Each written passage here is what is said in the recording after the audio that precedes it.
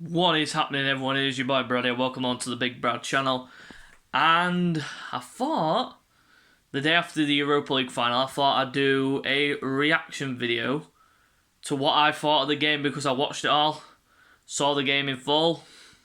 Not gonna lie, I was just like everybody, hanging on the edge of your seat. It was literally drama right until the last. I mean, what more can I say? That final was dramatic. The penalty shootout. I have not seen a penalty shootout that dramatic since 2009 when Arsenal played Roma in a Champions League game. And we got to the penalty shootout and it was just score after score after score. You didn't know when it was going to stop. And then obviously the miss came and you're like, yes, thank the Lord it's over. But that penalty shootout last night, 20 penalties were taken. Well, 22 penalties were taken in all, but 21 penalties were scored. 21 penalties were scored and one was missed. Unbelievable. Unbelievable. It got to the goalkeepers. And Rulli smashed his penalty up into the top corner. And De Gea, he did not look confident at all. I looked at him when he was running up to the ball. No confidence at all. And he tried placing it. Not enough disguise on the ball to say where he was going. He was just so flamboyant and it just didn't look right. And he slotted it straight to the keeper who saved it. But you could say that he should have saved two previous penalties from Bruno Fernandes and maybe Luke Shaw as well, because he got hands to both those penalties. Bruno Fernandes went under his hand,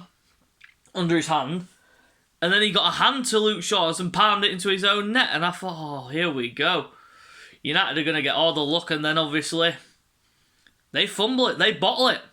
But the game in a whole, I've got to say, it was, well, pure and utter domination from the word get-go. You knew that Villarreal were going to sit in, hit on the counter-attacks whenever possible, but you knew they weren't going to have a lot of the ball, and Man United dictated the ball, but they just couldn't get the chances. And when they did get the one chance that fell to Cavani, you know what he does? He finishes.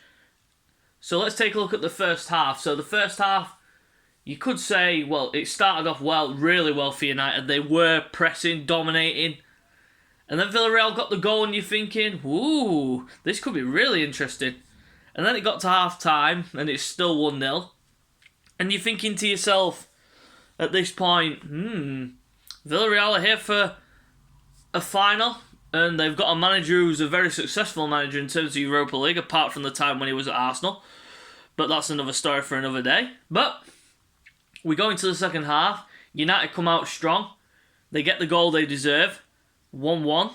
Lucky ricochet, but Cavani was there to poach and he poached it really well. But the one thing that I found really, really, really weird, that was for the full 90 minutes, Ole Gunnar Solskjaer just sat there. He did not make a change. So we go into extra time. 1-1. Still no changes for United. And then suddenly, I look and see who he brings on first, and it's like, Fred.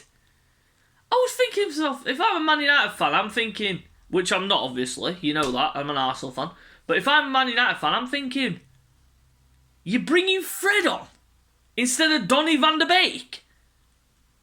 What?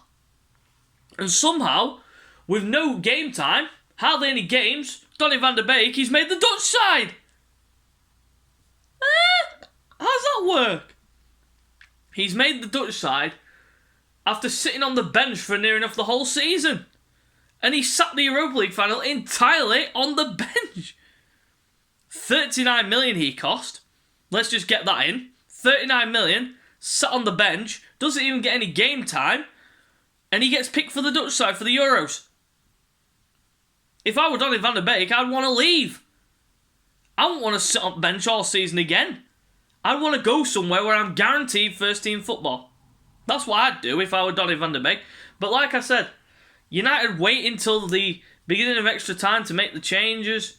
Then they bring on Telles and Mata for the the penalty shootout because they knew it was going to penalties. So they brought on 2 expert penalty takers. And yeah, we get to the penalty shootout and then it's all hell breaks loose. Every single penalty from 1 to 10 for each team scored. Every single player scored their penalty. I was like, when is it going to end? When Rulli smashed the ball into the net, you're thinking, ho ho ho, De Gea's got to score to keep it going. And he didn't. He absolutely fluffed his lines. But you've got to think, De Gea, he hadn't saved a penalty for near 6 years. Really? You've got a keeper who's the so-called best in the world, and he hasn't saved a penalty for 6 years, and yet you're playing him in a penalty shootout where you think he could probably make a save. He didn't save any of the penalties at all. 11 penalties he faced, and all 11 were scored. Madness. Absolute madness. But overall, I've got to say congratulations to Villarreal on their Europa League win. That's their first ever major trophy. For a small club in Spain, that's just amazing. But Man United, they've bottled it. Simple as that. And you've got to think, for Man United, they have been built around winning trophies. That was their one shot at getting a trophy for the first time in 4 years. They didn't get it. And somehow, everyone keeps saying, only at the wheel, only at the wheel. Yeah, you finished second in the league. Yeah, you can see that Man United are making progress in the league. But it's not all about finishing where, yeah, you can make progress and such, but you need to be winning trophies in between that. You can't just expect to be making progress and not winning trophies. I mean, look at us last season. Look at Arsenal last season. We finished 8th, but still won the FA Cup. Man United finished 2nd. Yeah, it's a good achievement. They finished 2nd, but they had a chance to win some European silverware, and they failed. They absolutely failed. They bottled it. And I couldn't believe it. I couldn't believe what I was watching. The penalty shootout literally had me on edge. And I mean, most fans will say, oh, you're supporting Villarreal. Why are you supporting Villarreal? You should be supporting the English side.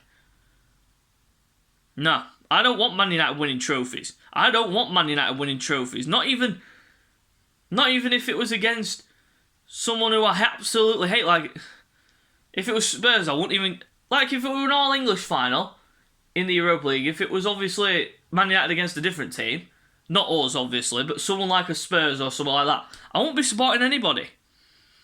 I won't be supporting anybody. Like Saturday, the Champions League final, I'm not supporting anybody. I'm just going to watch the football because I love the sport. I don't support any other team other than Arsenal. Simple as that. Simple as that. And people will call you deluded and all that, saying, oh, why are you supporting the foreign team? Because I don't want Man United winning trophies. Simple as that. That's not delusion. That's just called supporting your club and not wanting other English sides to win trophies. Even if it's against a foreign side. I'd rather have the foreign side win a trophy. Especially when it's a former manager as well. But I don't care. But, yeah, congratulations to Villarreal. No condemns for Man United. They deserve to lose. They literally bottled it. And Ole Gunnar Solskjaer, his tactics are just inept. He looks so out of his depth. And everyone says Arteta's out of his depth. You see Ole, yeah?